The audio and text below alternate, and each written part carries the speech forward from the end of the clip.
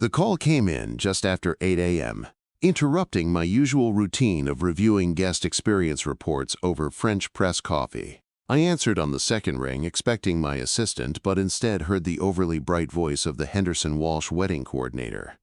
"Mrs. Langford, I just wanted to confirm the cancellation of your attendance to the event next Saturday." I blinked at my reflection in the office window, the steam from my mug fogging the lower glass. "Excuse me?" I said evenly, already feeling a slow, cold current start beneath my ribs. Before I continue narrating the story of Celeste Langford, please consider giving this video a like, share it, and subscribe to the channel. "We were instructed yesterday by Mr. Langford to remove you from all formal guest lists," she continued, her voice now tinged with hesitation. "However, he specifically said to maintain all current financial arrangements." I set the coffee mug down slowly, the ceramic tapping softly against the polished walnut desk. My gaze drifted to the framed print of our flagship resort in Sedona. White stone, glass walls, sun-drenched courtyards. It looked peaceful, untouched by betrayal, unlike the scene beginning to form in my mind. "Just to clarify," I said, my voice firming, "you're telling me that I've been uninvited from my own brother-in-law's wedding, an event I funded, and my husband gave that directive?" She stammered something about protocols and signatures. I didn't wait. "Cancel the entire wedding," I said, enunciating every word like a gavel strike. "Mrs. Langford," she gasped, "but you're not the bride." "No," I replied coolly. "I'm just the woman who owns the venue, the catering company, and the hotel where your guests are staying." The silence on the other end lasted a full 3 seconds. "I'm also the founder and majority stakeholder of Cascade Luxe Hospitality, which means you're speaking to the only person capable of signing your paycheck this month." The sound of her swallowing was audible. I stood slowly, letting my leather chair creak under the movement, spine straightening like steel. "My name is Celeste Langford, and I did not become the most powerful woman in Western hospitality by letting anyone take my kindness for granted. Especially not my husband. Especially not now. 15 years ago, I started with a struggling lakeside bed and breakfast, and a dream scribbled on cocktail napkins. Now I held dominion over 28 high-end properties across 4 states, with upcoming expansions into British Columbia. Scott had watched the rise, benefited from it, and contributed almost nothing beyond weekend charm at industry events. That morning, as I stood in the floor-to-ceiling windows of my downtown Denver office, I realized my marriage was a mirage that had been quietly evaporating. Not in dramatic explosions, but in slow dismissals, casual underestimations, and now, erasure. He didn't even bother to tell me himself that I was no longer invited. He had called my staff, altered bookings, and smiled next to me at dinner last night like nothing had changed. My assistant buzzed in then, like punctuation to a sentence I didn't want to finish. "Mrs. Langford, there's a Diane from Diamond Table Weddings holding. She says it's urgent." I exhaled slowly, refusing to let anger control my tone. "Put her through," I said. Diane's voice was already apologetic before she even finished greeting me. "We received some conflicting instructions yesterday afternoon regarding your participation in the Langford Walsh event."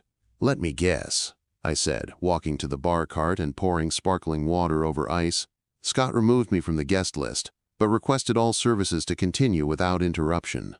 There was a soft pause. "That's correct." "He said you had stepped back from the event voluntarily to avoid overstimulation from work-related stress." I let out a short, incredulous laugh and sat back down. "Let's do something we clearly haven't tried in this entire family dynamic," I said. "Let's tell the truth." Diane let the silence stand. "I paid for the venue. I arranged the catering. I comped 35 rooms at our Aspen flagship. I didn't step back. I was shoved out." My voice didn't rise, but each word had the edge of broken glass. "And now I'm expected to fund a wedding I'm banned from attending?" I continued. "That's not a miscommunication. That's theft with a tuxedo on." Diane's sigh was low and tight. "Mrs. Langford, I'm so sorry. We should have checked with you directly." But Mr. Langford was persuasive. I shook my head slowly, already reaching for my keyboard. "You're not the first person he's fooled," I said. "But I promise, you'll be the last one to act on it." With a few keystrokes, I accessed the central reservation dashboard and started flagging the Henderson Walsh Group block. 43 rooms, all labeled under the family's private event code. Every vendor under the Cascade Lux portfolio is hereby instructed to freeze services to the Langford Walsh account, I said. "I'll have our legal department forward the directive within the hour." Diane didn't argue. "Understood," she said softly. "And Mrs. Langford, I hope you're okay." I wasn't. Not yet. But I would be. I ended the call and stared at the framed family photo on my credenza. Thanksgiving 2 years ago. Scott's arm around my shoulder, Frank grinning like a movie star, and me, just slightly off-center, as always. I thought I had found a place in their world, even if it meant being the quiet one, the fixer, the provider. But now I saw it clearly. They hadn't invited me in. They had tolerated me, as long as the checks cleared. The wedding was never just a celebration, it was a calculation. They wanted the luxury without the liability of respecting the woman behind it. Well, they were about to learn how expensive erasing me could get. By noon, the first vendor email confirmations began hitting my inbox with subject lines like, "Service cancellation per your directive," and "Urgent notice, holding charges." I skimmed each one while my assistant, Lydia, stood by silently, fully aware that something seismic had happened. She didn't ask questions. She didn't need to. Lydia had worked beside me for 6 years and recognized the rare calm I wore like armor when things got ugly. She knew that silence in my office didn't mean peace. It meant strategy.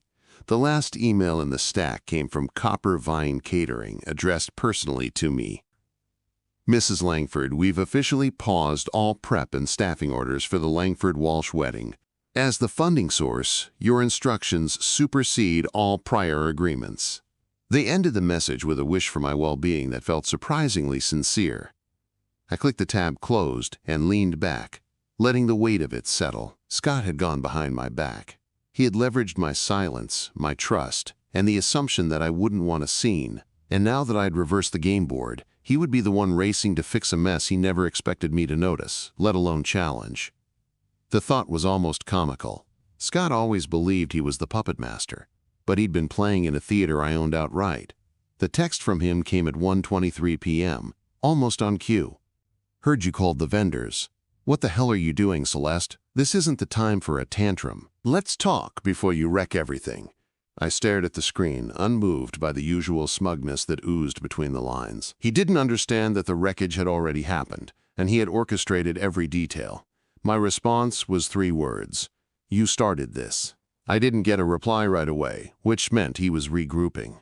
Probably calling Frank, maybe even Diane or Teresa, to figure out how the plan had unraveled so quickly. But he wouldn't find answers. I had moved silently, just as they assumed I always would, except this time I wasn't cleaning up someone else's disaster. I was correcting an insult. Not to my ego, but to my dignity. They'd played a long game of polite dismissal, and now they were playing catch-up with the rules. At 2 p.m. my office phone rang again. This time the screen read Teresa Langford, and I let it ring twice before answering. Her voice came through strained, high-pitched and panicked. "Celeste, oh my God, are the rumors true? The hotel just canceled everyone's rooms and said the bride's party was flagged for financial reevaluation?" "I suppose that's accurate," I replied, though I would have called it a necessary correction to a booking made under false pretenses. Teresa's breath hitched audibly. "Celeste, please. Frank and Sarah are devastated. They didn't know Scott was going to do that." "Didn't they?" I asked, keeping my tone steady. "Because someone had to sign the guest list revisions. Someone had to approve removing my name from every RSVP confirmation and seating chart. This didn't happen without group effort." Teresa was silent long enough that I knew she had no defense prepared. "We didn't think you'd find out until after the wedding," she said finally, so soft I barely caught it. "That's the part one find interesting," I said. "Not the betrayal, not even the theft, but the assumption that I'd be too busy or too blind to notice." Teresa started to cry, her usual strategy when she felt backed into a corner. I let the silence grow cold between us. "I just want to fix this," she whispered eventually. "Frank's upset. He didn't know Scott would go that far. Please, can we just talk this through one-on-one?" I tapped my fingers on the armrest of my chair, debating whether it was worth the breath, but something told me she needed to hear me say it out loud. "You all treated me like a checkbook with shoes, Teresa. You took my money, erased my name, and then expected me to smile for the photos." The crying stopped instantly. "This is the consequence of that choice. Not a punishment, just a reality. The woman you excluded owns every tablecloth, canapé, and pillow mint that celebration was built on. And now, the celebration no longer exists." I ended the call before she could sputter out an apology I wouldn't believe. My phone rang again almost immediately, this time a FaceTime request from Frank. I declined it, not because I didn't want to see his face, but because I knew he'd be wearing that same baffled expression he wore when someone refused to validate one of his blueprints. The look that said, "How dare you question me? I'm one of the good ones." Good ones don't watch their sister-in-law get erased from their wedding and call it diplomacy. By the time I got home, Scott was already waiting in the kitchen, leaning against the counter like he had a right to look tired. "We need to talk," he said as I walked in, setting my bag down calmly. "Then talk," I answered, unzipping my coat with slow deliberation. "And I suggest you speak carefully. I've had a very long day dismantling a wedding I built alone." His face twitched. "You're overreacting." I actually laughed, the sound surprising even to me. "You stole my money, cut me out of a family event, and lied to our vendors. That's not a misunderstanding, Scott. That's a hostile takeover." "I was trying to avoid a scene," he snapped. "You've been so wrapped up in your expansion plans, and you've been cold lately. I figured—" I cut him off with a look. "You figured wrong. And you also figured I wouldn't find out in time to stop you. But guess what? I own time too." Scott exhaled heavily, raking his fingers through his hair. "Do you know how this looks?" he asked. "To the family? To Frank and Sarah?" I crossed the room and stood across from him, letting him see just how unshaken I was. "Yeah. It looks like someone finally enforced a boundary." Scott didn't respond immediately, and for once, the silence wasn't mine to fill. He looked like a man trying to recall which lies he'd told in which order, searching for one that hadn't collapsed. I took off my heels and lined them up beside the bench, every movement controlled, deliberate. "Frank's calling everyone," he said finally. "They're trying to salvage what they can, but no one's taking the event now. It's like your name triggers a deadbolt." I didn't correct him. It wasn't my name causing panic. It was my ownership. Every vendor Frank had booked answered to a web of companies rooted in Cascade Lux. I hadn't intended to corner the market when I started, but 15 years of reinvesting in trust, quality, and loyalty had brought the industry to me. Now, it wasn't about control, it was about consequences, and if they were locked out, it was because I finally shut a door they had been slamming in my face for years. Scott leaned forward, elbows on the counter like we were still equals. "They're upset. You know that, right? Frank's furious." Sarah cried when she heard about the cancellations. I walked past him to the fridge, not out of indifference, but because I'd finally learned not to prioritize their comfort over my dignity. "They're upset because they expected to have it both ways," I said. "They wanted the wedding you couldn't afford, paid for by the woman they didn't respect." I poured myself a glass of water and didn't offer him any. And when the woman finally demanded to be treated like a person instead of a resource, they acted like it was sabotage. Scott opened his mouth, but I raised a hand to stop him. "I don't want to hear another sentence that starts with, 'You need to understand.'" My voice was quiet, but it held the steel edge of a woman who'd reached the end of tolerance. "The only thing I needed to understand was how little you valued me outside my bank account." He stepped back, his body language unsure for the first time in years. "Celeste, that's not fair," he said, but even he didn't sound convinced. "Was it fair when you uninvited me to my own family's wedding?" I asked. "Was it fair when you pretended I was too fragile to attend, while happily spending my money?" Scott opened and closed his mouth, and I watched him flounder without the narrative he had spent weeks rehearsing.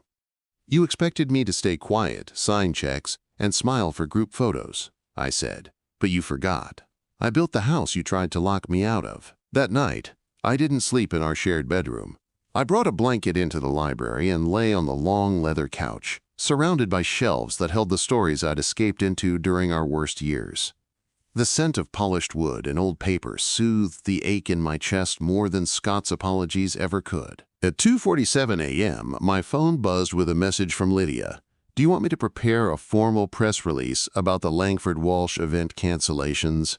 Outlets are asking questions. I stared at the screen for a long moment before replying. Not yet. Let them wonder who pulled the string. Let the story speak louder than the headline. I knew once the media got hold of it, there would be narratives on both sides. Some would paint me as cold, vengeful, driven by ego. Others would recognize what it was, a woman choosing self-respect over public approval. And I was finally at peace with which side I belonged to. The next morning, I arrived at Cascade Luxe headquarters earlier than usual, bypassing my usual caramel latte in favor of a black coffee that matched my mood. Lydia was already waiting at my office door with a folder labeled Family Responses. She didn't smile when she handed it over, and I appreciated the professionalism. Teresa's been calling all morning, she said. Frank, too. They want a meeting. I opened the folder and skimmed the transcriptions Lydia had compiled from voicemail and email messages. Teresa's tone fluctuated between desperation and veiled accusation, depending on the timestamp. Frank was more careful, but still centered his frustration around his ruined wedding, never once acknowledging the actual cause. And Sarah had written a short, polite note that didn't include my name, just "to whom it may concern," like she'd been inconvenienced by a shipping delay. I closed the folder and looked out the window at the Denver skyline, steady and unmoved. They're not ready to understand, I said. They're only sorry the fallout affected them, Lydia nodded. Do you want to take the meeting anyway? She asked. I considered it for a beat. Schedule it, but not here. We chose the meeting room on the 18th floor of the Cascade Luxe West property. Neutral ground, but unmistakably mine. Frank and Teresa arrived first, stiff and silent. Sarah followed, her makeup flawless, but her eyes red-rimmed. Scott trailed in last, wearing the same suit jacket from our last gala, as if business attire could reestablish his credibility. I waited until they were seated before entering, dressed in navy and cream, calm and in control. Thank you for coming, I began, standing at the head of the table. This meeting is not for apologies or arguments. It's for clarity. No one interrupted, perhaps sensing I had no patience left for emotional theatrics. You planned a wedding funded entirely by me, then decided I didn't belong in it. Teresa shifted in her chair but didn't speak. You told vendors I was unstable, that I was too emotional, that it would be easier if I stayed away. I continued. Frank's eyes met mine, but his expression offered no real regret, only weariness. You believed I wouldn't find out, or worse, that I wouldn't act. Celeste. Scott started, but I raised a hand again. Not yet. I paced slowly down the length of the table. You wanted a wedding that looked like a fairy tale. But fairy tales don't happen without someone behind the curtain making it all run. I stopped behind Frank. You decided to kill the wizard after she handed you the keys to the kingdom. I didn't, he began. You didn't stop it. I snapped, and the room went still. Silence is participation. You were all so focused on appearances that you forgot who gave you the spotlight. I returned to my seat and folded my hands. So here's the new reality, I said. There will be no reinstating the wedding through Cascade Luxe or its affiliates. Sarah's mouth parted slightly. You're free to plan elsewhere, but the network you burned runs far deeper than you understand. Frank looked at me like a man trying to decode a language he didn't think I spoke. Celeste, we can't just start over, he said, his voice low and measured. There's a month left before the wedding. I didn't flinch, didn't blink. Then I suggest you move quickly, I replied. Sarah let out a breath sharp enough to slice air. We didn't know Scott was going to do that. She said, we thought you were just busy. that maybe it would be easier for you not to attend. Her tone was defensive, but not angry. It was the same pitch people used when excusing themselves from rudeness by calling it concern. You believed I'd prefer to be excluded from a family event I paid for? I asked, not masking the disbelief. Teresa jumped in before Sarah could respond. It wasn't about excluding you, it was about avoiding tension, she said. Scott said you'd been overwhelmed with work, that you wanted space. Her eyes darted nervously toward her brother. He said you asked him to handle the logistics so you wouldn't have to deal with it. I never said that, I said flatly, and none of you checked. The silence that followed was brittle, like glass ready to shatter under truth. You wanted the benefits of my support without the responsibility of acknowledging me in public. I let my words settle, then added, that's not family, that's embezzlement with emotional confetti. Scott finally leaned forward, his elbows on the table, his tone too rehearsed to be genuine. Okay, we get it. We screwed up. He paused, letting the room stew in that understatement. What do you want from us? An apology? You've made your point. I looked at him like he was a stranger wearing my husband's face. You think this is about making a point? I said, letting my incredulity show. This isn't about revenge. It's about restoration of dignity. I stood and walked to the wall of windows behind me, letting the morning sun backlight my figure in full silhouette. I funded your wedding because I believed in generosity, I said, turning back to face them. I remained anonymous because I thought giving without credit was the highest form of love. My voice dropped slightly, steady but tinged with sorrow. But you took my silence as absence. You mistook grace for weakness. Frank folded his arms, his expression unreadable now. What do you want us to do? He asked. There's no way we can fix this. I considered him for a moment, then gave a small nod. You can start by paying for your own wedding. Teresa gasped softly, and Sarah went still. Scott narrowed his eyes, no longer pretending to be the peacemaker. You can't just take it all back, he said. You signed vendor agreements. You made this happen. I met his glare without blinking. And I own the contracts. I am the vendors. Wait, Sarah said quietly. You mean you personally own all the companies? Her eyes were wide now, truly realizing the scope of what had happened. Not just one or two, I nodded. All of them, I confirmed. The venue, the catering, the floral design firm, the linen company, the hotel chain. They all fall under Cascade Luxe, and Cascade Luxe falls under me. Teresa looked physically ill. I thought you just made a few calls. Her voice cracked. Scott said you had friends in the business, not that you were the business. I didn't soften. I let them sit with that new information like it was a stone dropped in their laps. You planned an entire wedding on the assumption that I wouldn't matter, I said. But every tablecloth was mine. Every fork, every flute, every hotel pillow. You stood on a stage, one built, and then tried to shove me into the audience. My voice didn't rise, but no one dared speak. I'm not reinstating the wedding, I continued, not through Cascade Luxe, and not through any vendor we own or partner with. You'll need to start fresh, with people who don't know what you did. Good luck with the timeline. Sarah finally found her voice again. You're really doing this? You're willing to ruin your own brother-in-law's wedding? I didn't ruin anything, I said. I stopped funding a celebration I wasn't invited to. You ruined it the moment you decided my presence was optional, but my money wasn't. Sarah looked away, blinking hard. Frank just stared down at the table, finally understanding the line they had crossed. Scott stood abruptly, his chair scraping against the floor. I hope you enjoy being alone, Celeste. That's all this power's ever gotten you. I didn't react. I didn't need to. Because finally, for the first time in our marriage, I understood exactly what I'd been married to. The meeting ended without handshakes. They filed out slowly, like students dismissed after failing an exam.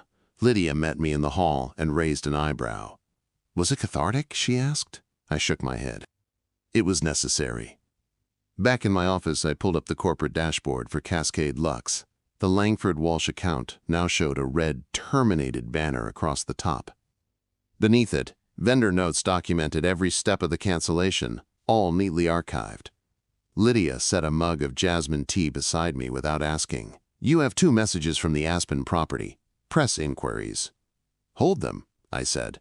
"Let the silence do the talking for now." I stared at the screen, at the string of decisions that had brought me here. Betrayal, clarity, consequence, a progression as clean as any quarterly report.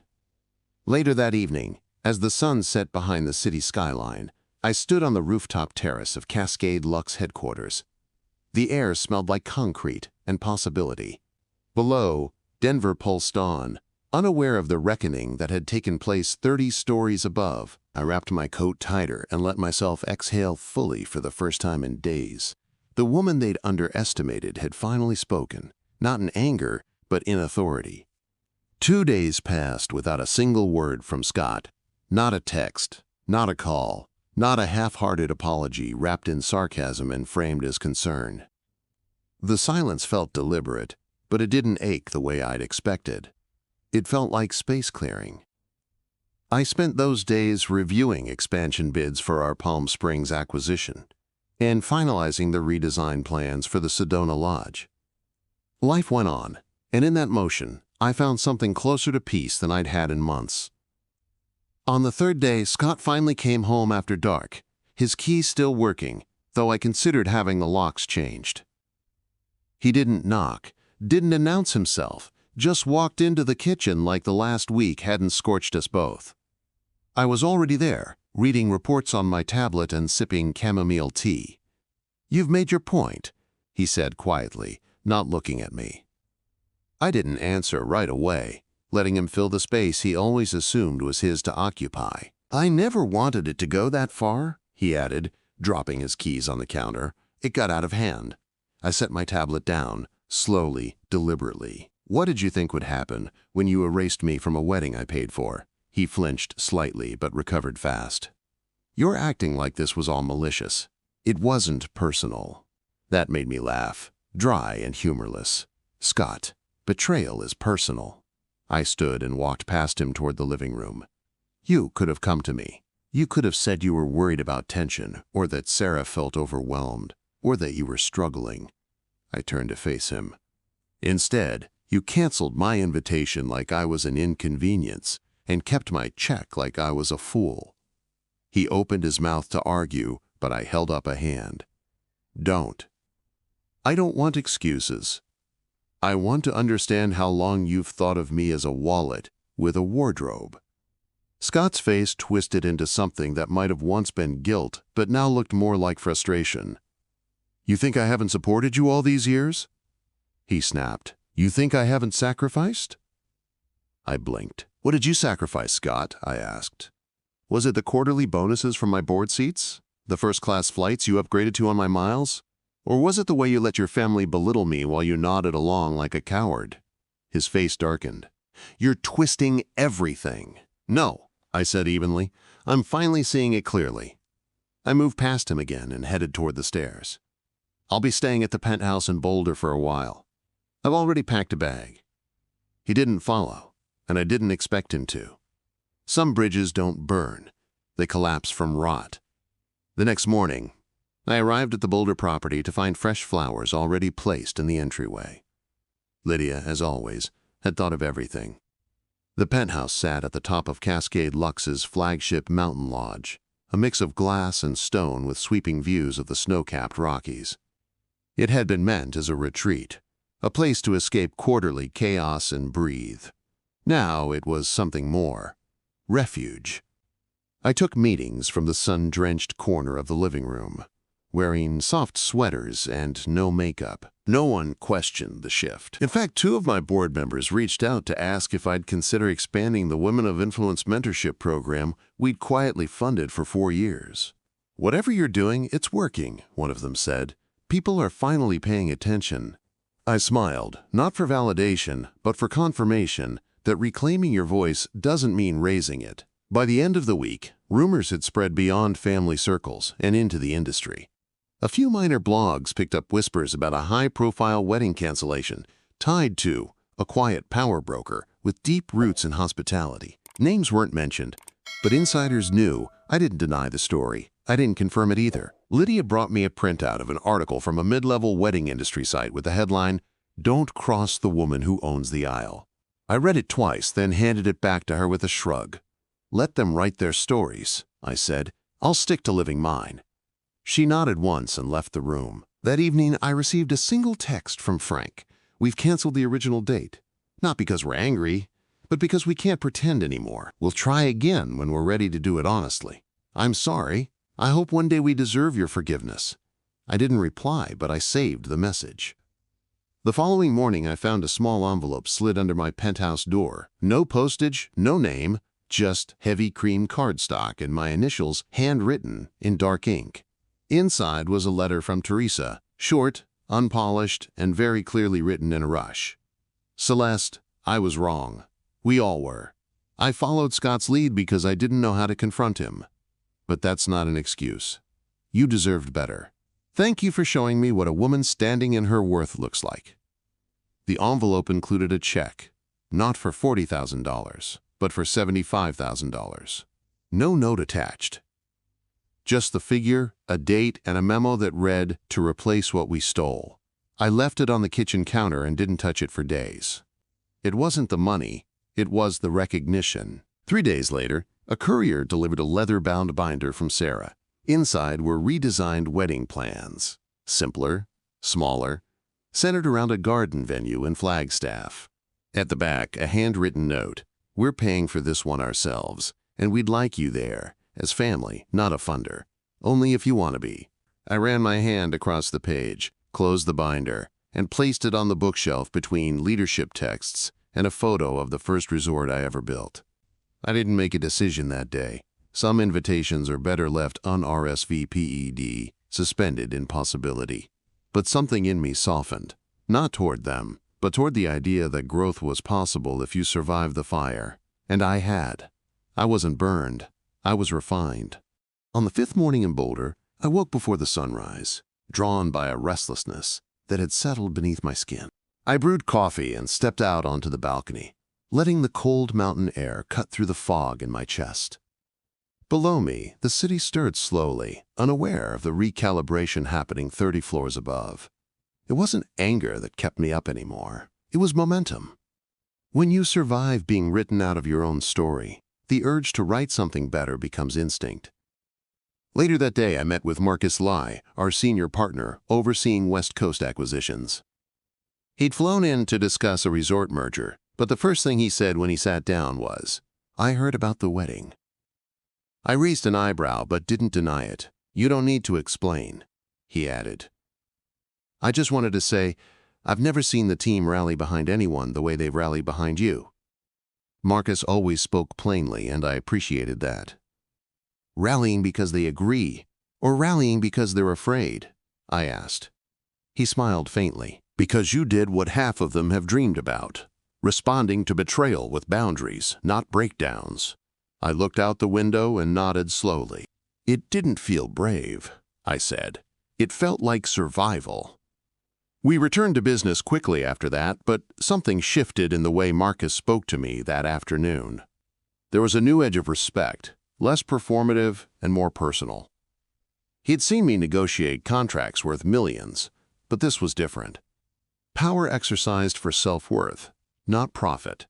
For some people, that kind of action was more threatening and more admirable. That evening, as the sun dipped behind the peaks, I got a message from Lydia that simply said, "Your mother-in-law just left a voicemail." I took the liberty of transcribing it, attached.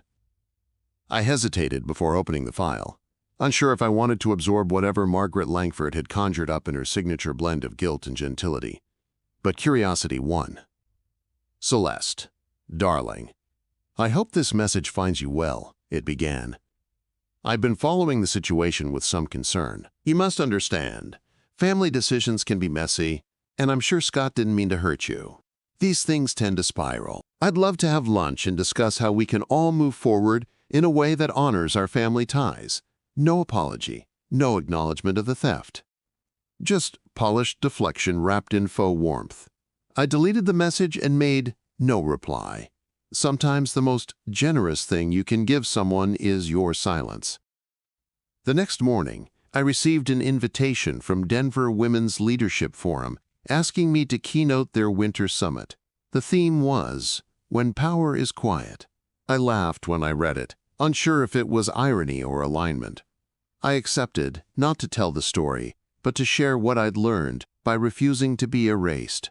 You don't need to scream to be heard. You just have to own the microphone when it's finally in your hand. My speech focused on value, not revenge.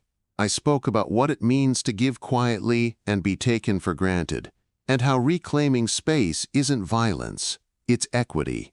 The audience leaned forward the whole time, not blinking, not shifting in their seats. Then when I finished, the standing ovation felt like something more than applause. It felt like recognition. Not just for me, but for every woman who had ever been sidelined by the very people she supported. After the event, 3 different women came up to me with tears in their eyes. "That was my story too," one of them said, gripping my hand. "Except I didn't walk away, I just faded." I told her it wasn't too late to reappear. That sometimes coming back isn't about returning, it's about arriving for the first time. By week's end, I had a new proposal on my desk. It wasn't from a board member or a partner, it was from Scott. A typed letter, formal in tone, printed on linen paper like that, could dress up the rot underneath. He didn't apologize outright, just called it a period of miscommunication.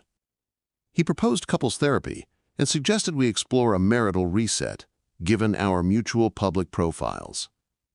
The language was clinical, void of any personal accountability. Not once did he mention erasing me from the wedding. Not once did he call what happened what it truly was. Deception. I didn't need therapy with a man who thought betrayal was a branding issue. I needed distance, and I already had that. I didn't respond. Instead, I forwarded the letter to my divorce attorney with a single line: "Begin drafting paperwork. Full asset separation, amicable if possible." I didn't want a war. I wanted my freedom. Scott had already burned the bridge. I was simply choosing not to rebuild it. Lydia arrived that afternoon with a bouquet of sunflowers, unprompted. "You looked like you needed something bright," she said, placing them in a vase beside the window. I smiled, genuinely, for the first time in days. "You're the only one who hasn't asked me if I regret it," I said. Lydia shrugged. "That's because I know you don't." And she was right. I didn't regret shutting down the wedding. I didn't regret exposing the hypocrisy that had calcified beneath 15 years of family gatherings and shallow gratitude. If anything, I regretted not doing it sooner, not standing up for myself the first time someone rolled their eyes when I mentioned work. That evening, I drove into Denver and had dinner alone at Estelle, one of our partner restaurants. No one bothered me, though I caught a few whispers once or twice. Recognition, not intrusion. I ordered exactly what I wanted, stayed for dessert, and took my time. It felt indulgent in the most honest way. I wasn't rewarding myself. I was treating myself like someone worth feeding.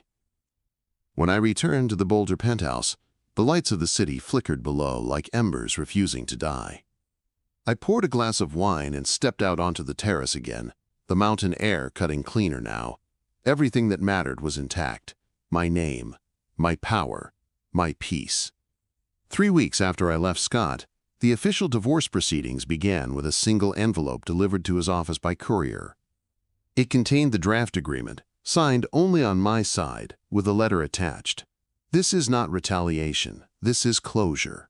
I didn't include a demand for alimony, didn't contest shared property, because almost everything of value in our lives was already mine. All I asked for was honesty in the paperwork, something I never got in the marriage. Lydia handed me updates from our legal team every morning, and I read them with the same detachment I brought to quarterly earnings reports.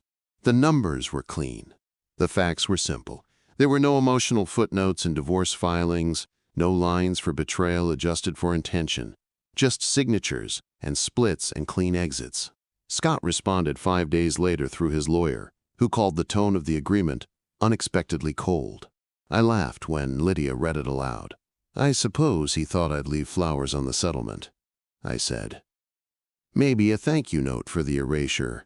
The lawyer returned it signed, with only minor adjustments about the condo we jointly owned, one of the few properties that hadn't been purchased through Cascade Lux.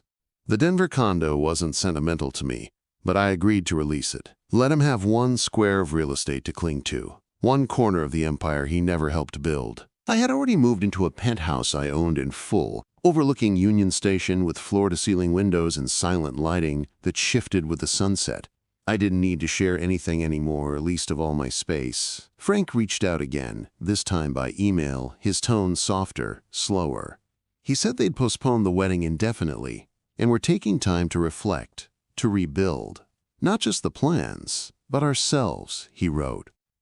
I don't know if we'll get it all right, but I'd like the chance to earn back your trust. He didn't ask for anything. He offered understanding, and for the first time, I believed him. I replied 2 days later with a short message. I see you're trying. That's more than most. Keep trying. I didn't offer a reunion or a role in their new plans, but I left the door unlocked. Forgiveness isn't about pretending something didn't happen. It's about choosing what happens next. The public response to my summit speech continued to ripple through the hospitality world. Publications that had once mentioned my name in footnotes now ran profiles titled, "The Woman Who Walked Away from Her Own Wedding and Owned It All Anyway." My assistant forwarded me requests for interviews, book deals, podcast appearances. I declined almost all of them, not because I was hiding, but because I wasn't performing. The only exception was a private leadership forum for female founders in Santa Fe. It was small, invitation only, no press allowed. I stood in front of 40 women whose companies controlled markets and shaped trends, and I told them what it looked like to be erased and what it felt like to rewrite yourself into the story anyway. I didn't mention names, I didn't have to. Afterward, a woman approached me, CEO of a logistics company that controlled half the airport catering in the western U.S. "Thank you for reminding me I don't have to shrink to be allowed to stay," she said. I held her hand and nodded. "You don't have to shrink," I replied. "You just have to stop waiting for permission." That weekend, I hosted a dinner at the Aspen Estate, one of my earliest properties. Lydia helped organize the guest list, 30 people, all of whom had supported me not because of what I gave them, but because of who I was. The air smelled like pine and firewood, and the table was draped in hand-woven linen from our Taos property. There were no toasts, no speeches, just laughter, candles, and connection that didn't come with a price tag. At the end of the evening, as guests filtered out, Marcus lingered behind. He stood beside the outdoor fire pit with a glass of wine, watching the embers shift. "You know," he said, "what you did wasn't just personal, it was a case study." I chuckled.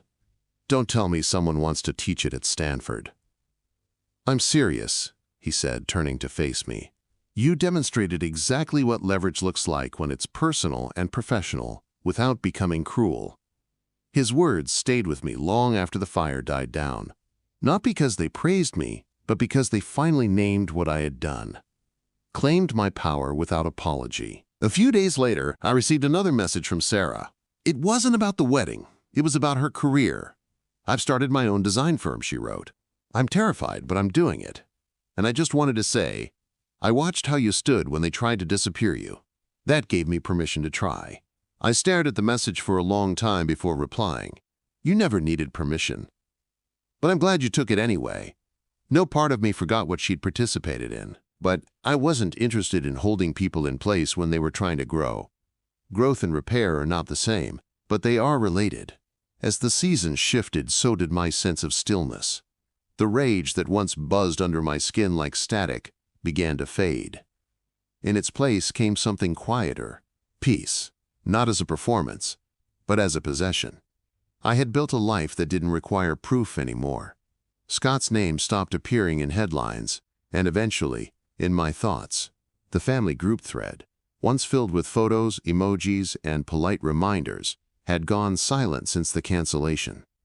I didn't mourn it, I archived it. There is grief in realizing your absence wasn't noticed until your money disappeared, but there's also clarity.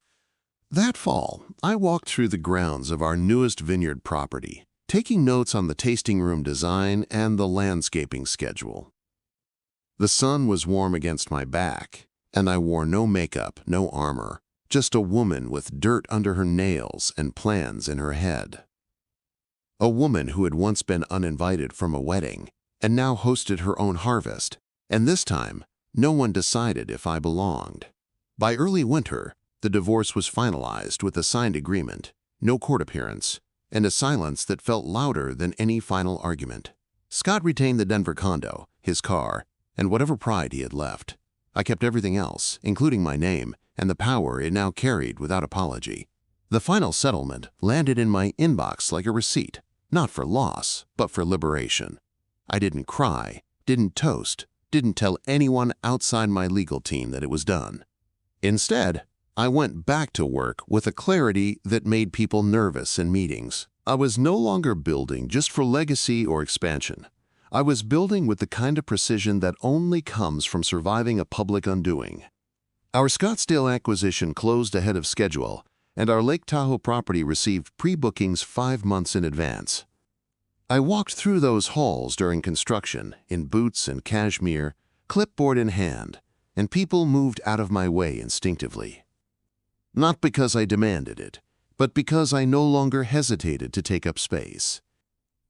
At one of our partner conferences in Sedona, a young operations director asked me, "How do you stay so composed?" I paused, sipped my espresso, then said, "I stopped trying to earn space in rooms I already own."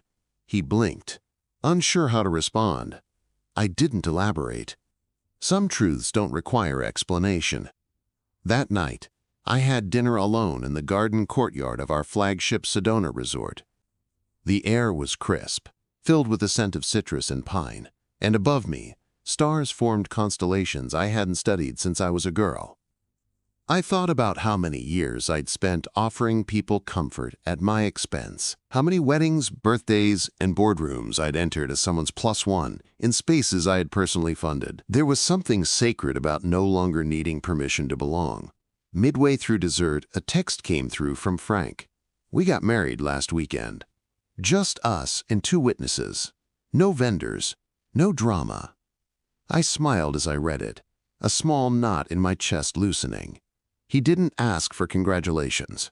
He just shared it like a peace offering. "Congratulations," I replied. "That sounds exactly right. May it be quiet, strong, and yours." He replied once more, just 2 words. "Thank you." And that was enough. Back in Denver, our holiday charity gala approached with unusual anticipation. For the first time, Cascade Lux was hosting solo, not as a partner event with Scott's tech group.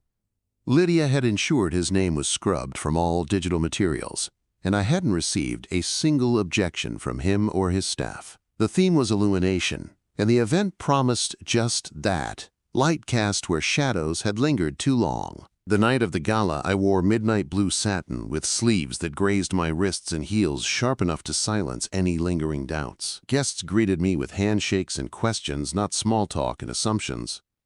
I was no longer Scott's wife who ran a few hotels. I was the woman who had said no to erasure and built something stronger in its place. Cameras flashed, glasses clinked, and the room vibrated with energy that wasn't just festive, it was reverent. Near the end of the evening, Marcus found me by the donor wall. "We should talk about the Mexico expansion next week," he said. "The numbers are promising." I nodded, already processing logistics. "Monday morning," I replied. "Block 2 hours. I want to restructure the opening timeline." He grinned, shaking his head. "You really are unstoppable now." "Not unstoppable," I said, sipping champagne. "Just finally unedited." It was the first time I'd said it aloud, and it felt real. He raised his glass to that, and I let myself feel, for one moment, proud. Later, I watched as a young couple bid on one of our getaway packages in the silent auction. Their excitement reminded me of what Cascade Lux had always been about, experiences that felt personal, generous, and grounded in excellence. I had never wanted to build an empire to stand above others. I built it so people could step into something extraordinary. I just forgot, for a while, that I belonged in it too. In the days that followed, I traveled to meet with our marketing team in Santa Barbara and review property renovations in Park City. I slept well in every suite, not because of the linens, but because peace followed me now. Not performative peace, the kind where you smile through someone else's comfort. Real peace, the kind you earn when you stop explaining your worth. On a Tuesday evening, weeks later, I returned home to the Boulder penthouse after a storm delayed my flight. Lydia had left fresh orchids on the counter and a note that read, "You missed nothing. Everything's running smoothly.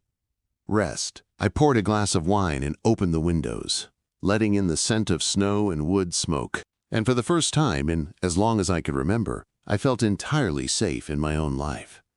There were still emails, still contracts, still family members I hadn't spoken to and likely never would. But there was no ache left in that distance. No longing. Only clarity. And with that, an open calendar, a blank weekend, and no one waiting to control how I spent it. The next morning, I found myself sketching designs for a new kind of resort concept, one focused entirely on women's leadership retreats. A space not just to escape, but to strategize, build, and replenish. No themes. No rose gold decor or hollow empowerment slogans. Just silence, strength, and a place to return to yourself. I sent the idea to Marcus before I had time to second-guess it. He responded in 10 minutes. "It's brilliant. Let's build it." And I knew we would.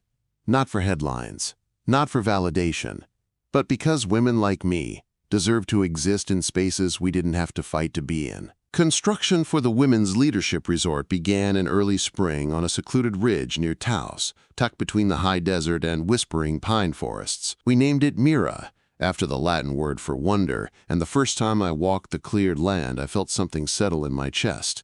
Not triumph, something quieter. Completion, maybe. Not because the project would be easy, but because it would be mine, from root to rooftop. Lydia oversaw the initial vendor contracts while I worked with the architect, one I'd selected not just for her vision, but for how she listened. We stood in the middle of the framing one morning, wind stirring dust across the ground, and she asked, "What do you want women to feel when they arrive here?" I answered without needing to think, like they're allowed to exhale for the first time in years. She nodded, wrote it down, and told me she'd design accordingly.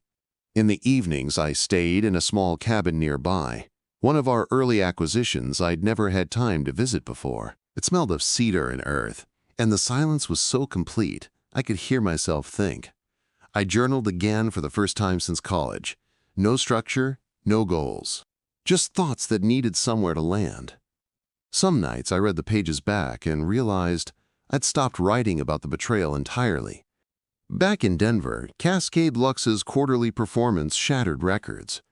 Investors called it a post-scandal bounce, but I knew better. It wasn't scandal, it was revelation. The world hadn't turned on me. It had seen me clearly for the first time. And the company thrived, not in spite of the personal fallout, but because of the truth it revealed. The press began to shift their narrative too, framing me less as the scorned CEO and more as the woman who rewrote her legacy mid-chapter. Invitations poured in from panels, think tanks, and global forums, but I accepted only one, an interview with a small women-led business journal based in New Mexico. Their editor had written a letter instead of an email. She didn't ask for my story, she asked for my advice. We met in the Mira construction trailer over sandwiches and coffee, and I told her what I knew. That power is not how loud you speak, but how consistently you stand. That silence, weaponized by others, can become the sharpest tool when reclaimed. That it is not dramatic to demand your own presence. And that walking away from the wrong table is still the boldest form of self-respect. She recorded none of it, but wrote the whole thing by hand. The article went quietly viral.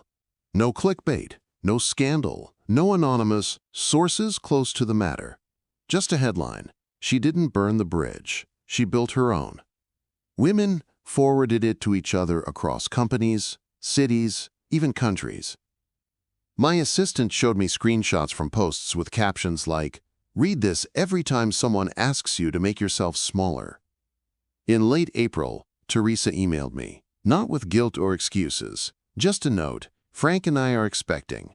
We wanted you to hear it from us, not through a family channel. If you're open to it, we'd love to reconnect.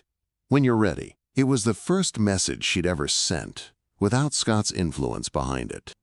I waited 3 days before answering, not out of hesitation, but because I wanted to respond in clarity, not impulse.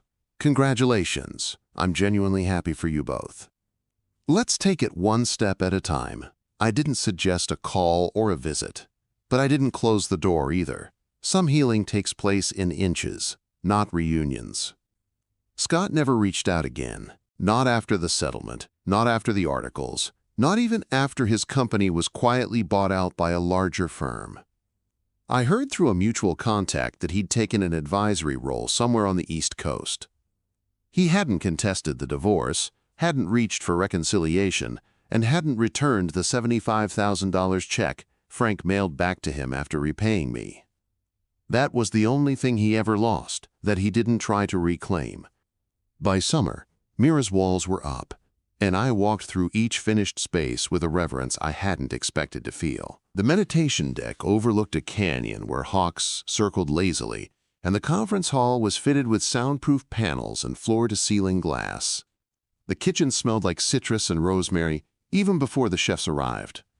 My favorite space was a small, firelit library tucked behind the main entrance. I placed a single plaque on the mantel, built for those who refused to disappear. Opening weekend was scheduled for October, and every spot was filled by referral alone. No ads. No launch campaign, just word of mouth carried by women who'd never met me, but knew me anyway. Because they'd lived it. Maybe not the betrayal, or the wedding, or the industry politics, but the quiet, the underestimation. The moment they were told to step aside from something they built. On a Tuesday evening in late May, I stood at the vineyard with Lydia, watching the sun set across the rows of vines. "Do you regret not tearing it all down when it happened?" she asked. I shook my head. "No, I regret staying silent for so long, but I don't regret how I left." She nodded, then smiled slightly. "You know, they'll tell this story for a long time." I looked out over the land that bore the weight of everything I'd walked through and said, "Good." Not because I wanted the story to be about me, but because I wanted women like me to know how it could end differently. By early autumn, Mira stood completed, an echo of intention carved into the ridge, wrapped in sun-washed stone and sharp mountain air. The resort didn't announce itself with grandeur. It unfolded like a secret meant only for those who needed it. The first guests arrived quietly, one by one, suitcases in hand and eyes full of exhaustion they didn't know they carried.